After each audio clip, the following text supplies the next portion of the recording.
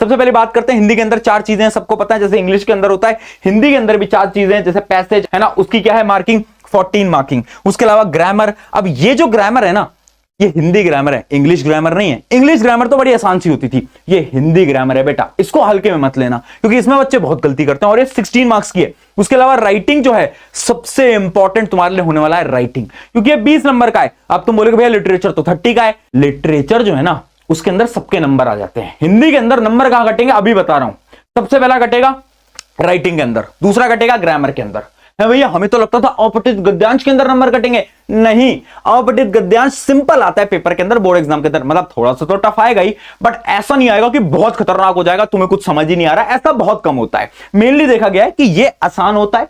Writing section जो है scoring तो होता है, बट बच्चे ना गलती करते हैं, फॉर्मेट के अंदर गलती करते हैं, सारी गलतियां बता भी दूंगा। और ये ग्रामर, इस पे फोकस लगाना पड़ेगा। अब भैया ये बताओ कैसे पढ़ना है, एक स्ट्रैटेजी बता दो एक एक करके। चलो यार फटाफट से आते हैं, स्ट्रैटेजी देखते हैं। सबसे पहले हम बात करते हैं पैसेज यानी अपठित गद्यांश के बारे में। देखो ये बहुत ज्यादा महत्वपूर्ण यानी इंपॉर्टेंट है, यहां पर लिखा भी हुआ है। अब क्या भैया बहुत टफ आएंगे? बहुत कम पेपर्स के अंदर टफ आ रहे होंगे, लेवल नॉर्मल रहेगा। इंग्लिश जैसा नहीं होगा, इंग्लिश के अंदर तो बहुत टफ आ जाते हैं पैसेज, यहां पर उतने टफ आपको देखने को नहीं मिलने वाले। अब इनके जो एमसीक्यू क्वेश्चंस होते हैं ना वो बहुत इंपॉर्टेंट होते हैं, क्योंकि बच्चे ना एमसीक्यू क्वेश्चंस को अटेम्प्ट नहीं कर पाते अपठित गद्यांश के अंदर, वो गलती करके आते हैं। अब भैया हम कैसे पढ़ें, क्या तरीका है? इसका एक सिंपल सा तरीका है, प्रैक्टिस प्रैक्टिस प्रैक्टिस। जितना समय बचता है कम से कम नहीं तो 10 अपठित गद्यांश प्रैक्टिस कर लो। भैया 10 कैसे हो पाएगा? करना पड़ेगा, 10 कर लो यार, टाइमर लगा के करना, टाइमर लगा लेना क्योंकि एग्जाम के अंदर टाइम कम रह जाता है। तो सबसे पहली चीज है कि आपको अपठित गद्यांश को क्या करना है, प्रैक्टिस करना है 10 मिनिमम। अब यहां पर देखो एक चीज लिखी है, हर दिन 2 से 3 पैसेज। अब इस 2 से 3 को काट दो और यहां पर लिख दो भाई हर दिन 4 से 5 पैसेज। आज से बोल रहा हूं, अभी से करना इतने स्टार्ट कर दो, क्योंकि इतनी प्रैक्टिस तो तुम्हें करनी पड़ेगी अगर तुमने पूरे साल भर एक भी प्रैक्टिस नहीं करी है तो। ठीक है, सैंपल पेपर से आप करना स्टार्ट कर दो। उसके अलावा यहां पर ध्यान से देखना, क्या पहले पूरा पैसेज पढ़ें फिर सवाल का जवाब दें, ये बहुत इंपॉर्टेंट है। अब हम गलती क्या कर रहे हैं ना, हम ये सोचते हैं कि हम ना पहले क्वेश्चन पढ़ लेंगे फिर पैसेज को पढ़ने की कोशिश करेंगे। स्ट्रैटेजी काम नहीं कर पाती यार, स्ट्रैटेजी काम नहीं कर पाती। आप पहले एक बार पूरा का पूरा पढ़ लो, समझ लो, ज्यादा समय नहीं जाएगा, और उसके बाद जाकर आप क्या करना, आंसर दे देना। तो ये स्ट्रैटेजी मेरे लिए तो बहुत हेल्पफुल है, शायद तुम्हारे लिए भी होगी। अगली चीज, एमसीओ में जल्दबाजी की गलतियां होती हैं, ध्यान से करना। मैं फिर बोल रहा हूं, एमसीक्यू में बच्चे यहां पर गलत करके आते हैं, एकदम लल्लू आता है, लल्लू आसान है ना, बट गलतियां कहां होंगी? गलतियां होंगी एमसीक्यू के अंदर। तो तुम ये गलती मत करना, एमसीक्यू को ध्यान से देखना, उसकी ज्यादा प्रैक्टिस करना। भैया पेपर किस अटेम्प्ट में ऑर्डर करना है वो भी बताऊंगा, रुक जाओ। सबसे पहले एक एक करके स्ट्रैटेजी की बात कर रहे हैं, उसमें समझ आ गया प्रैक्टिस के बिना कोई और सोल्यूशन नहीं है। बात करते हैं दूसरी आपके राइटिंग सेक्शन की, जो कि मैं आपको आज बता रहा हूं, this is one of the most important. Literature में सबके नंबर आते हैं, जो यहां पर नंबर लाता है वो हिंदी के अंदर बहुत अच्छा स्कोर करके आता है। ठीक है, सबसे पहली चीज देखते हैं, इसके अंदर आपकी 4 चीजें हैं, क्या क्या? सबसे पहले आपका विज्ञापन लेखन या फिर अथवा संदेश लेखन। भैया क्या सेलेक्ट करें? सेलेक्ट आपको करना है आपका विज्ञापन लेखन, इस बात को आप याद रखो। क्यों भैया विज्ञापन लेखन? क्यों? क्योंकि इजी होता है, इजी होता है। मैं बच्चों के फीडबैक के अकॉर्डिंग बता रहा हूं, जो कि इतने साल से इसको अटेम्प्ट कर रहे हैं। तो विज्ञापन लेखन में नंबर आराम से मिलते हैं, नंबर नहीं कटते, बट यहां पर नंबर कटते हैं। तो आप इसका फॉर्मेट आराम से याद करना, ये आपके लिए इंपॉर्टेंट होने वाला है। उसके अलावा अगर हम बात करें इन 2 चॉइसेस के अंदर, तो उसमें भी मेरा ये सजेशन है ईमेल। क्यों? ये सब आपका भी सजेशन होगा, क्योंकि ईमेल जो होता है बहुत सिंपल होता है, बहुत सरल होता है, आराम से अपन कर सकते हैं, है ना। उसके अलावा आपको अनुच्छेद तो करना ही है, यहां पर कोई चॉइस नहीं है।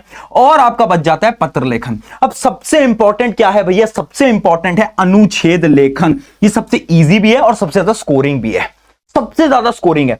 अब भैया इन सबके लिए ट्रिक्स क्या है? कोई ट्रिक्स है क्या? पहला पॉइंट, इनका फॉर्मेट। फॉर्मेट भूल गए, नंबर खत्म है भैया। फॉर्मेट इतना जरूरी है। देख, अगर तुझे कुछ भी नहीं आता ना, अगर तू सही फॉर्मेट भी लिख के आता है, 1 नंबर फॉर्मेट का होता है। ये मैं नहीं बोल रहा, ये सीबीएसई बोर्ड बोल रही है, 1 नंबर फॉर्मेट का होता है। तो फॉर्मेट सही लिखना भी बहुत जरूरी है, स्पेशली ईमेल के अंदर। यहां फॉर्मेट बच्चे गलती करते हैं, पत्र के अंदर यहां बच्चे गलती करते हैं, तो फॉर्मेट लिखना इंपॉर्टेंट है। उसके अलावा दूसरी चीज, यहां पर देखो ये जो अनुच्छेद है ना, सबसे इंपॉर्टेंट, इसका एक सोल्यूशन देता हूं, इसकी ट्रिक देता हूं। क्या करो, जो भी टॉपिक पे तुम्हें अनुच्छेद लिखना है ना, तो तुम रफ पेज पे जाओ, जो आपका आंसर शीट का आखिरी पन्ना होता है, उस पर रफ हेडिंग डालो, और उसके अंदर ना दिमाग के अंदर पॉइंटर्स बना लो कि यार मैं क्या क्या पॉइंटर्स लिखने वाला हूं अनुच्छेद के अंदर, क्या क्या आप लिखने वाले हो। फ्लो बना लो एक पूरा का पूरा, जैसे हम इंग्लिश में क्या करते हैं वैसे हिंदी में बना लो। अच्छा, सबसे पहले मैं ये इससे क्या होगा? इससे ना आपका वो जो काटा पीटी होती है ना, जो आप कट करते रहते हो, उससे बच जाओगे, टाइम में बचेगा। क्या भैया हिंदी का पेपर इतना लेंदी आएगा? नहीं, मेरे लिए नहीं आता। अगर तुम्हें हिंदी लिखने में दिक्कत होती है, तुम धीरे धीरे हिंदी लिखते हो, तुम्हारे लिए पेपर लेंदी रहने वाला है। बट अगर तुम हिंदी सही स्पीड पे लिख लेते हो, पेपर इजी रहेगा, लेंदी ज्यादा नहीं आता। इंपॉर्टेंट यह है कि आप सारे पॉइंट जहां पर कहां लिख लो, रफ में एक बार लिख लो, ताकि आपके दिमाग को पता चल जाए आप क्या क्या लिखने वाले, फिर आप इजीली लिख पाओ। ठीक है, तो इसके कुछ पॉइंटर जो कि मैं आपको ऑलरेडी बता चुका हूं। पहला है स्पेलिंग मिस्टेक में गलती मत करना। क्या भैया राइटिंग वाले सेक्शन में स्पेलिंग मिस्टेक करेंगे तो नंबर कटेंगे क्या? देखो रियलिटी यह है, नंबर कटते हैं, बट क्या भैया बहुत सारे नंबर कटते हैं? नहीं। अगर आप बहुत सारी गलतियां कर देते हो ना, मतलब आपने एक पूरे पत्र के अंदर ही 5-6 गलतियां कर दी, 5-6 मात्राएं गलत लगा दी हैं, तो टीचर आपके आधे से एक नंबर बिल्कुल काटेगा। बट अगर थोड़ी बहुत है, फिकर नॉट, काम चल जाएगा। अगला क्या है, फॉर्मेट के 1 नंबर बता चुका हूं। ज्यादा कट्स मत लगाना। राइटिंग सेक्शन एकदम स्मूथ दिखना चाहिए, अच्छा दिखना चाहिए, सुंदर दिखना चाहिए। अगर तुमने सुंदर बना दिया ना, अंदर की इंफॉर्मेशन से उतना फर्क नहीं पड़ता।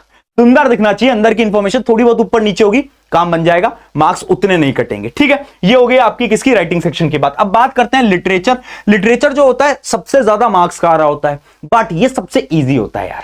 क्यों? क्योंकि तुम वही लिटरेचर की किताबें स्कूल के अंदर पढ़ते आ रहे हो, पूरा साल तुम्हें निकल गया, थोड़ा बहुत तो तुम्हें पता होता है ना, कहानियां वगैरह सब पता होती हैं। अगर नहीं पता है तो अभी भी तुम्हें पता है कि लाली मैम जो है वो मैराथन्स प्लान करेंगी, तो तुम उनकी देख लेना, लिटरेचर तुम्हारी वहां से एकदम शॉर्ट हो जाएगी।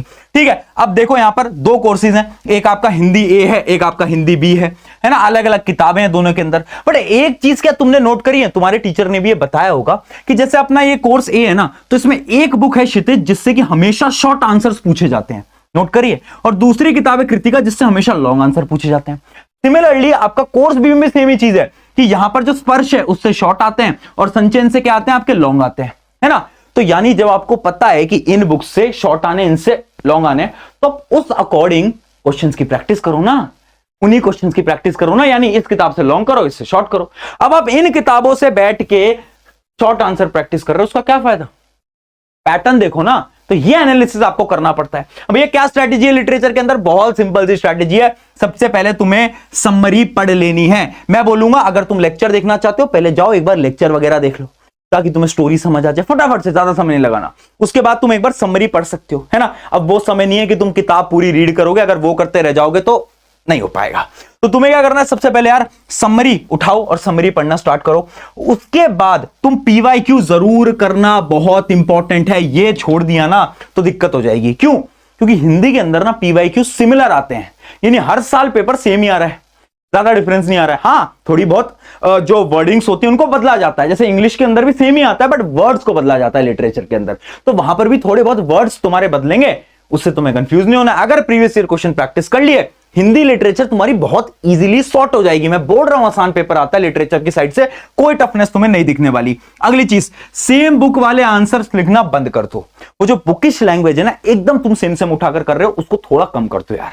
इस समय पर ना एग्जामिनर जब देखते हैं ना कि बच्चा एकदम सेम ही बुक की आंसर को लिखकर आ गया, तो वो समझते हैं यार ये तो रट के आया है, और वहां पर थोड़े बहुत नंबर मतलब उनको अच्छा नहीं लगता। तो मैं आपको इनसाइडर बता रहा हूं कि थोड़ा वो बुकिश वाली एग्जैक्ट लाइन लिखना भी बंद कर दो। अगली चीज क्या है, शुरुआत अच्छी करना। लिटरेचर के जितने भी आंसर है, इंपॉर्टेंट चीज बता रहा हूं, शुरुआत हमेशा अच्छी रखनी है। और कुछ शब्द याद रखो, जैसे इंग्लिश में मैंने बताया था कुछ कीवर्ड याद करने को, याद है हिंदी में भी कीवर्ड होते हैं, वो याद रखो। कैसे भैया, समझ नहीं है? एग्जांपल दो। एग्जांपल देता हूं, जैसे एक क्वेश्चन है आपका, तो इस क्वेश्चन का जो आंसर है ना आप पढ़ोगे तो यहां पर देखो मैंने अंडरलाइन कर रखे हैं, जैसे कि ये देखो, ये कीवर्ड है स्वतंत्रता संग्राम, ये क्या है? ये कीवर्ड है। तो ऐसे जो कीवर्ड्स आपको देखने को मिलते हैं ना, इन कीवर्ड्स को अगर आप याद करते हो और एग्जाम के दौरान लिख कर आते हो ना, तो उससे क्या होता है, एग्जामिनर जब आपकी कॉपीज को चेक करते हो, उनको लगता है कि तुमने पढ़ाई करी है, और वहां पर एक टॉपर और एक एवरेज के अंदर फर्क आ जाता है। तो ये बहुत इंपॉर्टेंट है, याद रखना लिटरेचर की स्ट्रैटेजी। आई होप आपको समझ आ गई होगी। अगली चीज बात करते हैं ग्रामर की। अब देखो ग्रामर जो है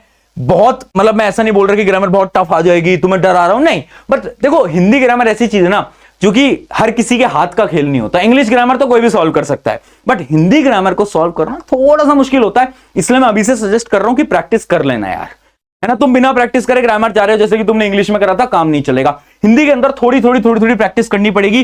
प्रैक्टिस कर लो, बहुत इंपॉर्टेंट है। अगली चीज, यूट्यूब ग्रामर के वन शॉट देख लो, ताकि उससे तुम्हें क्वेश्चन समझ आ जाए कैसे आने वाले हैं। उतना भी कर लोगे तो भी इनफ है, बट जितनी ज्यादा प्रैक्टिस यहां पर करोगे भला हो जाएगा, क्योंकि यहां पर ग्रामर वो नहीं है कि 5-6 नंबर की आ रही हो, यहां पर ग्रामर ज्यादा नंबर की आएगी, सबको मालूम है।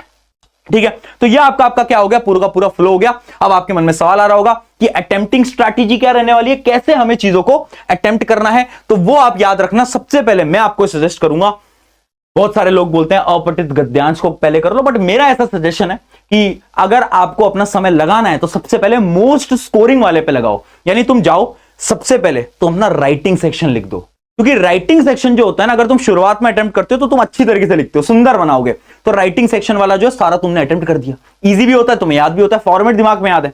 सेकंड क्या करो, लिटरेचर पे आ जाओ, क्योंकि लिटरेचर के सारे आंसर को तुम रट के आए हो।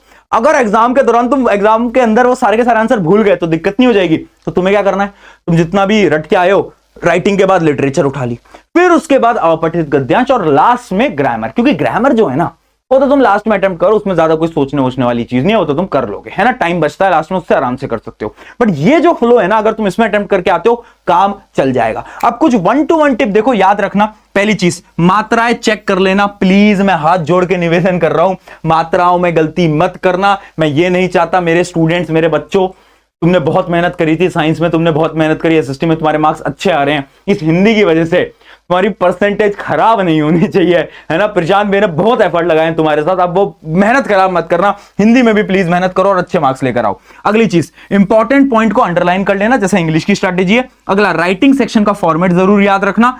एमसीक्यू की प्रैक्टिस करो, बहुत इंपॉर्टेंट। बच्चे एमसीक्यू गलत करके आ रहे हैं, यहां पर प्रैक्टिस कर लो और सीक्वेंस में अटेम्प्ट करो। यानी जो भी सेक्शन तुम उठा रहे हो, मान लो तुम सेक्शन सी पहले उठा रहे हो, तो उसमें सीक्वेंस में अटेम्प्ट करना। ऐसा नहीं इधर उधर का कि पहले क्वेश्चन नंबर 2, 3, 7, 8, नहीं, ऐसे नहीं। एक सीक्वेंस में पूरा का पूरा आपको क्या करना है, अटेम्प्ट करना है। तो ये क्या थी, ये थी आपकी पूरी की पूरी हिंदी की स्ट्रैटेजी। और लास्ट में यहां पर भी एक लाइन लिखी है कि this exam will be best exam of your life. इस बात को याद रखना, और मैं सच बोल रहा हूं, एग्जाम होगा तुम्हारी लाइफ का सबसे बेहतरीन एग्जाम। तो सेल्फ कॉन्फिडेंस गिरने मत दो यार, मुझे पता है कुछ एग्जाम तुम्हारे खराब गए हैं, तो कॉन्फिडेंस मत गिरने दो, तुम कर लोगे, तुम्हारे अंदर जुनून है, तुम फाइट मार जाओगे। हिंदी में अच्छे मार्क्स लेकर आओ, जाओ, है ना। और कमेंट में लिख देना, this exam will be best exam of my life. शुक्रिया एवरीवन, मिलते हैं नेक्स्ट वीडियो के